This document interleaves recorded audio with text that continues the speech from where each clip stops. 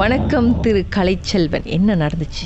இது நான் டூரிசம் சைட்ல வேலை செஞ்சுட்டு இருக்கும்போது ஒரு இன்சிடென்ட் ஒன்று நடந்துச்சு. ஓகே. என்னன்னா, விடிய காலையில பிக்கப் பண்ணணும் 5 மணி. அப்ப மொத்தம் என் வண்டியில மனசு ஆளுங்களை நான் ஏத்தினேன்னா 9 பேர் நான் ஏத்தி இருக்கணும். ஓகே. ஆம்பளாலும் ஒரு பையனும் இருந்தாங்க. பின்னாடியே ஒரு பிரெக்னன்ட் லேடி ஏறினாங்க வண்டியில. ஓகே, என்னோட கால்குலேஷனுக்கு கரெக்டா 9 பேர் இருக்காங்க சொல்லிட்டு வேன்ல ஏற்றியாச்சு. வேன்ல ஏற்றிட்டு கேளுக்கு வரேன். 2 head out 1 சாயில அவங்களும் இன்னொரு ஹோட்டல்ல இறக்கி விடணும். ஆனா அன்பார்ச்சுனேட்லி இறக்கி விடும் போது அந்த பிரெக்னன்ட் லேடி வண்டி விட்டு இன்னும் வெளியாகல, வண்டிகளுக்கு உட்காந்துருக்காங்க. அன்பார்ச்சுனேட்லி நான் இங்க கேட்கும் போது அவங்களுக்கு மட்டும் 2+1 மட்டும் இன்னும் ஹோட்டல் ரிசர்வேஷன் இன்னும் பண்ணல அந்த அன்னைக்கு. மற்றவங்களுக்கும் பண்ணியாச்சு. அவர் ஏர்லி செக்இன் பண்ணிட்டு உள்ளுக்கு பண்ணிட்டாரு. அவங்களுக்கு early check sometime early checking இருக்கும். ஏர்லி செக்கிங் இல்லைன்னா 12 மணிக்கு மேலதான் அவங்க செக்இன் பண்ண முடியும். ஆனா அந்த கஸ்டமர் ஏற்கனவே வர வேண்டிய கஸ்டமர், அந்த 2+1 ஏற்கனவே வர வேண்டிய கஸ்டமர் அவங்க ட்ராக் பண்ணி அது ஒரு 3 வாரம் கழிச்சு தான் திரும்பி வந்தாங்க. அந்த கஸ்டமர் பேர் வந்துச்சு. அது என்னமோ ஒரு இன்சிடென்ட் சொல்லிட்டு அவங்க ட்ராக் பண்ணி தான் அவங்க வந்தாங்க, அந்த 2+1. அப்ப வண்டியில நான் பேக்க இறக்கி வச்சோன்னா அப்ப அவரு சொன்னாரு, அவருக்கு இங்கிலீஷும் அவ்வளவா பேச தெரியல, ஆனா அவரு கொஞ்சம் கொஞ்சம் பேசுறாரு. அவர் சொன்னாரு, பையன் வச்சிருக்கேன், கொஞ்சம் கஷ்டம், நான் என்ன பண்றேன், நான் பக்கத்துல இன்னொரு ஹோட்டல் இருக்கு, அதுல போய் நான் இருந்துக்கிறேன். அப்ப நான் சொன்னேன், சார் உங்களுக்கு இன்னைக்கு காலையில ஏர்லி மார்னிங் உங்களுக்கு 9 o'clock பிக்கப் இருக்குது சன்வேலேக்குனுக்கு. நீங்க ரெடியா இருங்க 9 o'clock. இப்போ மணி ஒரு 6 o'clock வச்சு ஒரு 2 hours பிரேக் எடுத்துட்டு பிரேக்ஃபாஸ்ட் எடுத்துட்டு நீங்க கீழே இறங்கிருங்க. அப்ப உங்களை பிக்கப் பண்ண வேற ஆளு வருவாங்க அப்படின்னு நான் சொன்னேன். அப்ப எனக்கு மட்டும் தான் தெரியும் அவரு அந்த ஹோட்டல்ல இருக்காருன்னு. அப்ப பிக்கப் சன்வேலுக்கு பிக்கப் பண்ற ஆளு வேற ஆளு பிக்கப் பண்றாங்க. அப்போ என்ன ஆச்சுன்னா, அவரு ஹோட்டல்ல தேட்டு டைம் ஆச்சுன்னு சொல்லிட்டு அந்த ஹோட்டல்ல விட்டுப்புட்டு நேரா வேற இடத்துக்கு போயிட்டு எனக்கு கால் பண்ணாரு.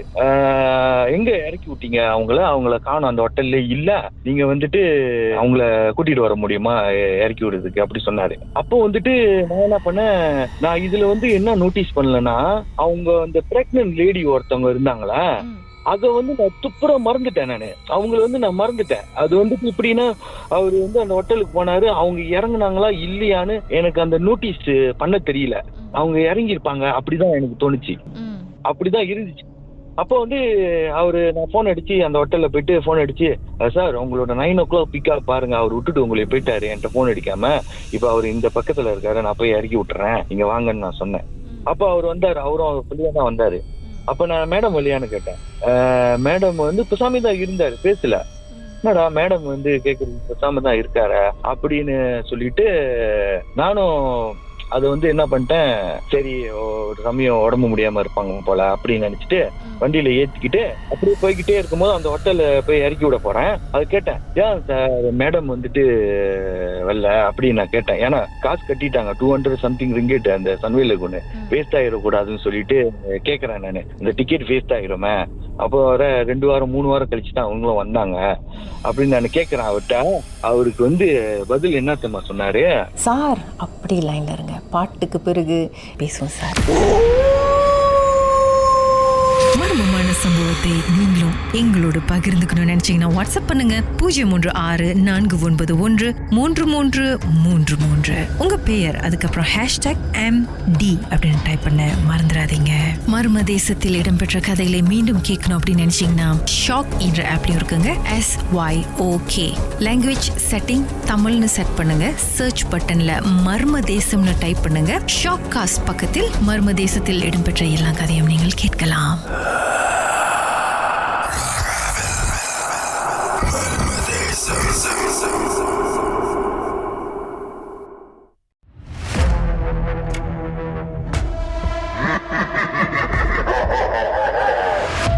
திரு கலைச்செல்வன் அவர் வேலை செய்யும் பொழுது நடந்த ஒரு அனுபவத்தை நம்மோடு பகிர்ந்துகிட்டு இருக்காரு.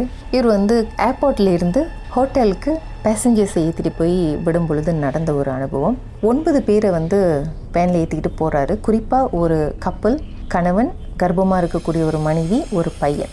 இவங்களும் கூட சேர்ந்து இன்னும் மற்ற பேசஞ்சர்ஸையும் ஏற்றிட்டு போகிறாரு, எல்லாரையும் ட்ராப் பண்ணுறாரு. இவங்களையும் ட்ராப் பண்ணிட்ட பிறகு சில மணி நேரம் கழிச்சு திருப்பியும் அதே கப்பலில் பிக்கப் பண்ண வேண்டிய ஒரு நிலை. அதே கப்பலை பிக்கப் பண்ணுறதுக்காக மறுபடியும் சில மணி நேரம் கழிச்சு போகிறாரு. ஆனால் அந்த கணவர் வந்து தனியாக தான் வராரு, மனைவி இல்லை பக்கத்தில், மகனோட வராரு. இவர் கேட்குறாரு, எங்கே சார் மேடம் உங்கள் ஒய்ஃப் எங்கே அப்படின்ட்டு. அதுக்கப்புறம் சொல்லுங்கள் திரு கலைச்செல்வன், என்னதான் ஆக்சுவலி நடந்துச்சான்? அது கேட்டேன், ஏன் மேடம் வந்துட்டு வரல அப்படின்னு நான் கேட்டேன். ஏன் மேடம் வந்துட்டு உயிரோட இல்ல, அவங்க வந்துட்டு பிள்ளை பிறகு வைக்கும் போது இறந்துட்டாங்க, அதனால்தான் அந்த 3 வீக்ஸ் நின்னுக்கு எங்கனால வர முடியல, இப்ப அதை மறக்கிறதுக்கு தான் நான் வந்துட்டு பையனை கூட்டிக்கிட்டு இங்க வந்திருக்கேன் அப்படின்னு சொன்னாரு பாருங்க. அப்ப நான் பார்த்தது யாரு, அப்படியே 2 நாள் பார்த்தேன் உண்மை. ஐயோ அப்படியே பார்த்தேன், அந்த உருவத்தை நான் பார்த்தேன், கன்ஃபார்மா பார்த்தேன், பிரெக்னன்ட் லேடியா நான் பார்த்தேன். அதுவும் அந்த வண்டி எடுக்காத மண்ணுக்கு எங்களோட ரூல்ஸ் வந்து 8 கவுண்ட் பண்ணணும். 8 கவுண்ட் பண்ணி நான் 9 பேர் ஏற்றிட்டு நம்ம போனோம். ஏன்னா விடிய காலையில அது 8 கவுண்ட் எல்லாம் பண்ணும் போது 9 பேர் இருந்தாங்க, கன்ஃபார்மா இருந்தாங்க. அந்த கர்ப்பிணி பெண்மணி வந்து எங்க உட்கார்ந்துருந்தாங்க? அவங்க வந்து பின்னாடி போயிட்டாங்க, அவங்களும் அந்த ஃபேமிலி வந்து பின்னாடி போயிட்டாங்க. அது வந்து பின்னாடி எப்படின்னா 3 சீட் இருக்கும். 3 சீட் இருக்கும். உட்கார்ந்துருந்தாங்களா இல்ல ஹஸ்பண்ட் பக்கத்துல, அதாவது பையன் வந்துட்டு இந்த கடைசியில உட்காந்துக்கிட்டான், அவங்க வந்து நடுவுல அந்த 3 சீட்ல நடுவுல உட்காந்துக்கிட்டாங்க. ஹஸ்பண்ட் வந்துட்டு இந்த சைட்ல உட்காந்துருக்காரு. இப்ப நடு இடம் வந்து கோசமா தான் இருந்துச்சு. நடு இடத்துலதான் நான் பார்த்தேன் அவங்க உட்காந்துட்டேன், வண்டியில ஏறி உட்காந்ததை நான் பார்த்தேன். அதுவும் வண்டியில ஏறும் போது கூட நான் பார்த்தேன், ஏன்னா அது பிடிச்சி கரெக்டா ஏறணும், ஏறும் போது கூட பார்த்து. ஆனா அங்க வந்துட்டு நான் பார்க்கலையே. அப்ப நான் யோசனை பண்றேன், ஐயோ நம்ம இறக்கி விடும் போது அவங்கள பார்த்தோமா, அவங்க திரும்பி கீழே இறங்கி போனாங்களா, அதை நான் நோட்டீஸ் பண்ணவே இல்லையா, இது எப்படி ஆவணுச்சு, ஏன் வண்டி உள்ளுக்கு ஏறும் போது இருந்தாங்களா, அப்ப இறக்கி விடும் போது ஏன் நான் இதை நோட்டீஸ் பண்ணல, ஏன்னா அந்த டைம்ல விடிய காலையிலனால எனக்கும் தூக்கம், சோ அதனால மேபி அந்த இதுல நான் விட்டுருப்பேன் போல, இறங்கி போயிருப்பாங்க அப்படின்னு நினைச்சுட்டு தான் நான் இருந்தேன். லக்கேஜ் வந்து ஒரு லக்கேஜ் தான் உங்களுக்கு. நீங்க அதுக்கப்புறம் உண்மை தெரிஞ்சதும் நீங்க அவர்கிட்ட இதை பத்தி சொன்னீங்களா?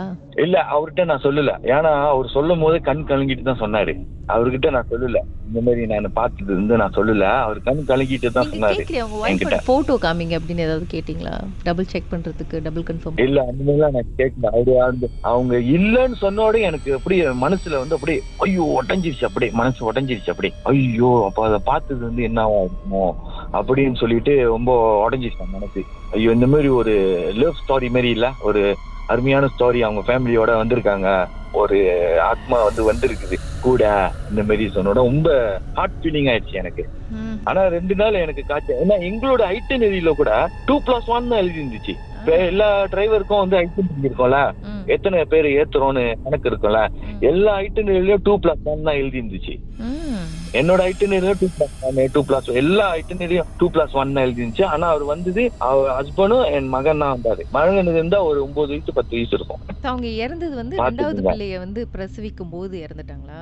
இறந்துட்டாங்க ஹாஸ்பிட்டல்ல. அது ஒரு 3 வீக்ஸ் கழிச்சு தான் இவரு அதை மறக்கிறதுக்காக தான் மலேசியாவுக்கு திரும்பி அது இதாக்க கூடாது சொல்லிட்டு தான் வந்தாரு திரும்பி அதை மறக்கிறதுக்கு. அவரு மூஞ்சில அந்த ஹாப்பினஸே இல்ல. அந்த ஒரு ஆளு வந்து ஊருக்கு வந்தாங்கன்னா, புதுசா வந்தாங்கன்னா ஒரு ஹாப்பியா மூட்டோட இருப்பாங்களா, அந்த ஹாப்பினஸ் மூட்டே இல்லை. அந்த பையனுக்கு தான் அந்த ஹாப்பினஸ் மூட்டை இருந்துச்சு, ஆனா அவருக்கு வந்து அந்த ஹாப்பினஸ் மூட்டே இல்ல. அவர் வந்து டவுனா தான் இருந்தாரு. அந்த பிரெக்னன்ட் லேடிய நான் பார்த்தேன், முகமும் பார்த்தேன், நார்மல் மனச மாதிரியே தான் இருந்துச்சு, எந்த இதுவும் இல்ல, நார்மல் மனச மாதிரியே எல்லாம் நார்மல். ஒரு பிரெக்னன்ட் லேடி எப்படி இருப்பாங்களோ அந்த மாதிரி தான் இருந்தாங்க. அவங்க உங்களை பார்த்தாங்களா? அதான் பார்த்துட்டு தானே ஏறினாங்க, என் முன்னுக்கு தானே இப்படி ஏறுறாங்க. கடைசியா ஏறினது அவங்கதான், ஹஸ்பண்டும் பிள்ளையும் வந்து ஏறிட்டாங்க. கடைசியா ஏறினது பக்கம் தான் இருந்தாங்க அவங்க, அதாவது ஹஸ்பண்ட் பின்னாடி தான் இருக்காங்க. அப்புறம் நான் தான் கதவை சாத்தினேன், அவங்க ஏறி முடிஞ்சு உட்காந்தோன்னா கதவை சாத்தினேன். கதவு சாத்தாது முன்னுக்கு நான் எப்போதும் வேன்ல ஸ்லைடிங் டோர் தான் நான் ஏறி 8 கவுண்ட் பண்ணுவேன். 8 கவுண்ட் பண்ணும் போது எனக்கு தெரியும் எத்தனை பேர் இருக்காங்கன்னு. வேன்ல வர லைட் அடிக்கும், எனக்கு லைட் அடிக்கும் போதுலாம் தெரிஞ்சிச்சு ஆள் இருக்குது. 9 பேர் இருக்காங்க வண்டியில, கன்ஃபார்மா 9 பேர் இருக்காங்க. அப்பதான் வண்டியை ஸ்டார்ட் பண்ணி எழுதியாக்குவேன். வினோதமான, மனசுக்கு பாரமான ஒரு கதை. ஆமா, ஒரு 2 நாள் எனக்கு காய்ச்சல படுத்துட்டேன். ஆனா என் கூட்டத்துலாம் சொன்னேன், இந்த கதையை சொன்னேன் நானு. இது பாரு, அந்த பிரெக்னன்ட் லேடியை நான் வந்துட்டு நான் பார்த்தேன், அவர்கிட்ட நான் கேட்ட போது அவரு சொன்னாரு இந்த மாதிரி இறந்துட்டாங்கன்னு, ரொம்ப ஹார்ட் ஃபீலிங்கா போச்சு எனக்கு. ஆனா 2 நாள் நான் சீக்கிரம் படுத்தேன், 2 நாள் எனக்கு காய்ச்ச இந்த இன்சிடென்ட் நடந்து. மர்ம தேசத்தில் உங்களுடைய அனுபவத்தை பகிர்ந்துக்கணும்னு நினைச்சீங்கன்னா எங்களுக்கு வாட்ஸ்அப் பண்ணுங்க 016-491-3333. உங்க பெயர் அதுக்கப்புறம் #MD அப்படின்னு டைப் பண்ண மறந்துடாதீங்க. மர்ம தேசத்தில் இடம்பெற்ற கதைகளை மீண்டும் கேட்கணும் அப்படின்னு நினைச்சீங்கன்னா ஷாக் என்ற ஆப்லயும் இருக்குங்க. SYOK லாங்குவேஜ் செட்டிங் தமிழ்னு செட் பண்ணுங்க. சர்ச் பட்டன்ல மர்ம தேசம்னு டைப் பண்ணுங்க. ஷாக் காஸ்ட் பக்கத்தில் மர்ம தேசத்தில் இடம்பெற்ற எல்லா கதையும் நீங்கள் கேட்கலாம்.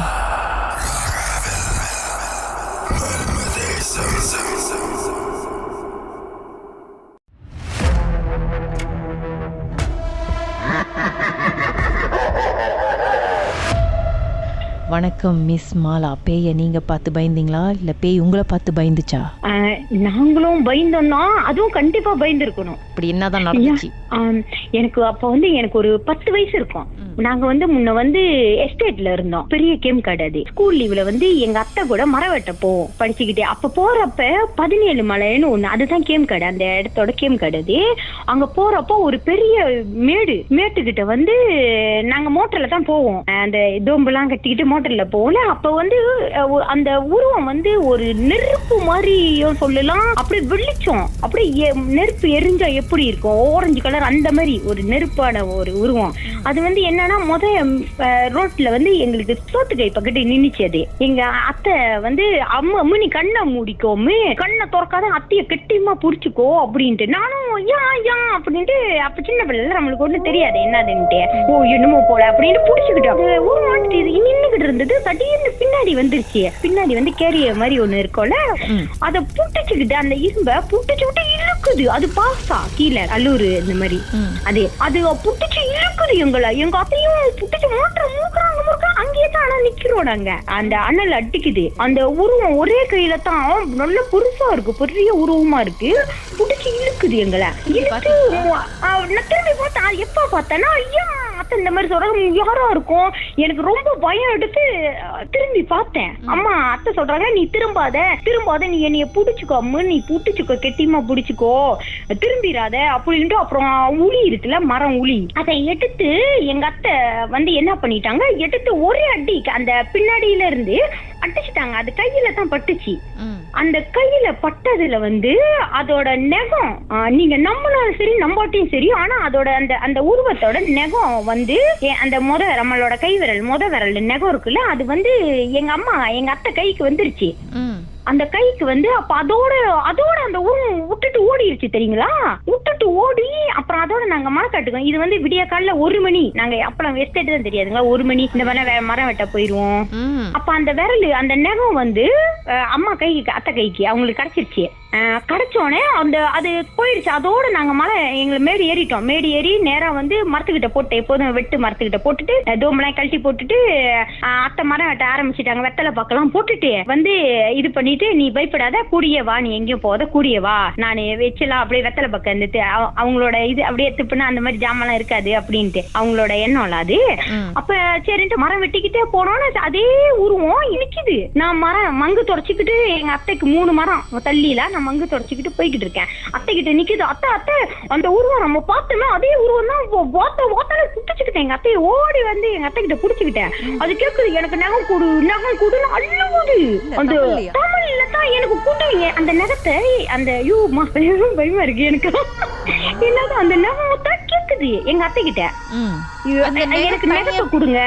வந்துருச்சா அந்த நகம் அது நாங்க கூட அந்த நகத்துல முடி இருக்கும். நம்ம தலைமுடி மாதிரியே ரொம்ப சின்னதா குட்டி குட்டியா முடி இருக்கும். அந்த நகத்தை என்ன பண்ணாங்க, முன்னெல்லாம் சிகரெட் டப்பா, ஒரு டப்பால தானே, இப்பதானே பேக்கெட்டு, முன்ன டப்பால வரும் சிகரெட்டுங்க, அதுக்குள்ள போட்டுட்டாங்க. அதுக்குள்ள போட்டு அந்த நகத்தை வேற, ஏன்னா உளி அந்த உள்ளுக்கு முன்னுக்கு கூரா இருக்கும்ல, அதுல குத்திட்டாங்க. குத்துனோன தான் அந்த நகம் எப்படிதான் அவங்க கைக்கு கிடைச்சிச்சுன்னு தெரியல. அத்தை கையில நாங்களே அதை எடுத்துக்கிட்டோம். அந்த பயத்துல குடுகுடு ஓடி வேகமா மோட்டர்ல முறுக்கிக்கிட்டே வந்துட்டாங்க. மேடு ஏறி வந்துட்டோம். வெட்டுக்கிட்ட போட்டோன்னு தான் கையில அந்த நகம் இருக்குன்னு. அந்த நகத்தை அடிச்சோன்னு வந்தோடனே தான் அந்த இது எங்களை விட்டுட்டு ஓடிடுச்சு. இல்லன்னா என்ன ஆக்கியிருக்கோனே தெரியாது. அது கேம் கார்டுனாலே எல்லாரும் பயப்படுவாங்க. அந்த மலை சுட்டியோட ரொம்ப ஆபத்தான பெரிய பெரிய ஆசாமி இங்க இருக்கிறது இன்னும் இருக்கும். செகண்ட் டைம் அது வந்து என்னோட நகத்தை குடு அதே அன்னைக்கு தான் கேட்கும்போது நீங்களா என்ன பண்ணீங்க? அம்மா குடுக்கவே முடியாது அப்படின்னு, நாங்க வயிற்று பிழப்புக்கு வந்தோம், நீங்க ஏன் வழிக்கு வர அப்படின்னு சொன்னாங்க அம்மா. அப்ப வந்து நான் அப்ப வந்து நீ நகத்தை குடு, இல்லன்னா என்ன வந்து தலைச்சம் பிள்ளை மொத பிள்ளை அத்தை கிட்ட கேக்குது, எனக்கு ஒண்ணு நகத்தை குடு இல்ல அந்த தலைச்சம் அதை குடு அப்படின்னு பேசுது பேய். பேய் உண்மையாலுமே பேசுது. நான் என் வாழ்க்கையில அதனாலதான் இப்ப எனக்கு நாங்க இங்க வேலை செய்யறோம் இந்த இடத்துல கூட எனக்கு இந்த பேய் இந்த ராத்திரியில எல்லாம் போயிட்டு வரது கூட அவசேஷன் ஓடுனா எனக்கு பயம் இல்லாத ஓடுவேன். அந்த ஒரு காரணத்தினால தான் நாங்க மலைக்காட்டுக்கு போனா இதே மாதிரி ரொம்ப இந்த மாதிரி பாத்திருக்கோம். அதனாலதான் எனக்கு வந்து அதெல்லாம் பயம் இல்லாதே போச்சு. அப்ப பாருங்க அது கேட்டுச்சா, எங்க அம்மா குட்டுக்கவே முடியாது அப்படின்ட்டாங்க. நான் மொபைலுக்கு வரல, நான் வயிற்று பழப்புக்கு தானே வந்தேன், ஏன் நீ அந்த மாதிரி அப்படின்னுட்டு செஞ்சுட்டு அது அழுகுது தெரியுங்களா. அது கையில குழந்தை மாதிரி தான், குழந்தை இல்ல அது அப்படி அந்த நெருப்பு மாதிரி தான். நெருப்பு எரிஞ்சா எப்படி இருக்கும் அந்த மாதிரி, அவர் ஆளை கொளுத்துனா எப்படி இருக்கும் அதே மாதிரி தான். அந்த வெளிச்சம் அப்படி ஒரு அடி. அது ரொம்ப அது அத்தை கிட்ட ரொம்ப போராடிக்கிட்டு இருந்துச்சு. எனக்கு நகை வேணும் அழுவுது, இன்னைக்கிட்டே தான் அழுந்துக்கிட்டு கேட்டுக்கிட்டு இருக்க முடியவே முடியாதுன்ட்டு அம்மா வந்து சாயத்துல போட்டிருப்பாங்க, காசுல இது மாதிரி ஒண்ணு வச்சிருப்பாங்க. அது ஒரு பல்லு மாதிரி இருக்கும், அது இன்னும் நான் போட்டிருக்கேன். அதை வச்சு படிச்சு என்னமோ இது பண்ணோம்னா அந்த தாயத்தை பிடிச்சி மந்திரம் படிச்சதும் என்னதான் அதுக்கப்புறம் நடந்துச்சு அப்படின்றத பாட்டுக்கு பிறகு நம்ம பேசலாமாலா? அப்படி லைன்ல இருங்க. தேசத்தில் உங்களுடைய அனுபவத்தை பகிர்ந்துக்கணும்னு நினைச்சீங்கன்னா எங்களுக்கு வாட்ஸ்அப் பண்ணுங்க 016-491-3333. உங்க பெயர் அதுக்கப்புறம் #MD அப்படின்னு டைப் பண்ண மறந்துடாதீங்க. மர்ம தேசத்தில் இடம்பெற்ற கதைகளை மீண்டும் கேட்கணும் அப்படின்னு நினைச்சீங்கன்னா ஷாக் என்ற ஆப்லயும் இருக்குங்க. SYOK லாங்குவேஜ் செட்டிங் தமிழ்னு செட் பண்ணுங்க. சர்ச் பட்டன்ல மர்ம தேசம்னு டைப் பண்ணுங்க. ஷாக் காஸ்ட் பக்கத்தில் மர்ம தேசத்தில் இடம்பெற்ற எல்லா கதையும் நீங்கள் கேட்கலாம்.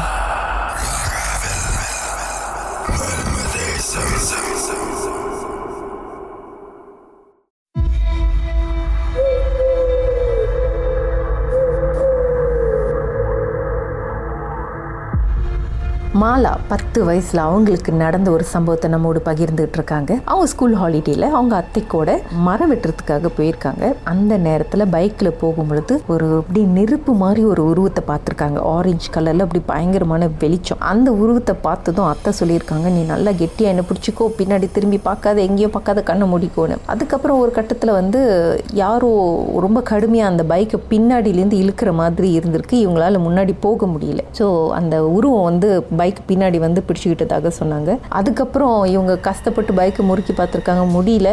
இன்னும் ஒரு பொருள் எடுத்து அந்த பின்னாடி அடிச்சிருக்காங்க. அதுக்கப்புறம் நகம் பிச்சுக்கிட்டு வந்துருச்சு அந்த உருவத்தோட நகம். அப்புறம் அந்த உருவம் போயிடுச்சு.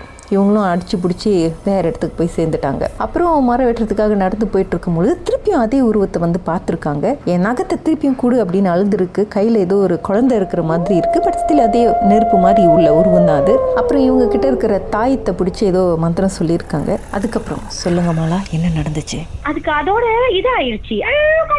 ஓடி போய் மரத்துல அடிச்சு தெரியுங்களா, கீழே பாசாயா நாங்க மேட்ல இருக்கோம், அது கீழே பாசால வேகமா அடிச்சு அந்த மரம் அப்படியே ஒரு இடி இழிஞ்சு மரம் உளுந்த பெரிய மரம் உளுந்த எப்படி இருக்கும் அந்த மாதிரி ஒரு சத்தம். நாங்க கிளை உடைஞ்சிருச்சு. அந்த அன்னைக்கு நாங்க வந்து மரமும் வெட்டல ஒண்ணு வெட்டல. எல்லாருமே வருவாங்களான்னு விடிய காலையில எல்லாம் 5:30 மணிக்கு வராங்க. அப்புறம் எங்க தாத்தா வந்துட்டாரு. விடிய காலங்கத்துல 7 மணிக்கெல்லாம் தாத்தா 7-7:30 வந்துட்டாரு. தாத்தாட்ட காட்டிச்சு, பாரு இந்த மாதிரி நகம் பாரு நீ. இதோட தாத்தா எடுத்து வச்சுக்கிட்டாங்க. சிமெண்ட்டுக்கு கீழே டப்பால வச்சுட்டாங்க. போக போக போக போகத்தான் அதோட விளைவே எங்களுக்கு தெரிஞ்சிச்சு. என்ன ஆச்சுன்னா, நகத்தை கழட்டி எடுத்துட்டோம்ல, ராத்திரிலாம் வந்து வீட சுத்தி எனக்கு நகம் வேணும், நகத்தை கூடு, உன் வம்சமே நான் எதுவுமே நான் கச்சேரி பண்ண மாட்டேன், உங்களை தொந்தரவு கொடுக்க மாட்டேன், என்னோட மட்டும் கொடுத்துருங்கன்னு ரொம்ப அது அலைஞ்சு. ஆனா அது ஒரு பொம்பளை தெரியுங்களா, பொம்பளை குரல. எங்க தாத்தா சொல்லிடு பொம்பளை தான். எங்க தாத்தா அப்பச்சி வந்து கொடுக்கவே இல்ல.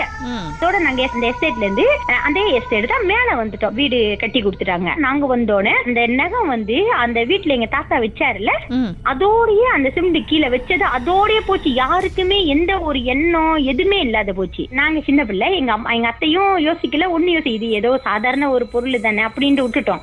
கடைசியா வந்து உங்களுக்கு தெரியுமா கீதா, எங்க வீட்டுல வந்து ஒரே வாரத்துல எங்க அத்தை இருக்காங்களே, இவங்க எங்க அத்தையோட அப்பாவை எடுத்துட்டாங்கன்னா இறந்துட்டாரு. தாத்தா எப்படி இருந்தாரு? நல்லா இருந்தவரு, திடீர்னு ஒரே வாரத்துல அந்த நெகம் காணாவே ஒரே வாரத்துல எங்க தாத்தா இறந்துட்டாரு. சீக்கு எதுவுமே இல்ல. அவரு ராத்திரி எல்லாம் நல்லா பேசிக்கிட்டு இருந்தவரு காலங்காத்தால இறந்துட்டாரு.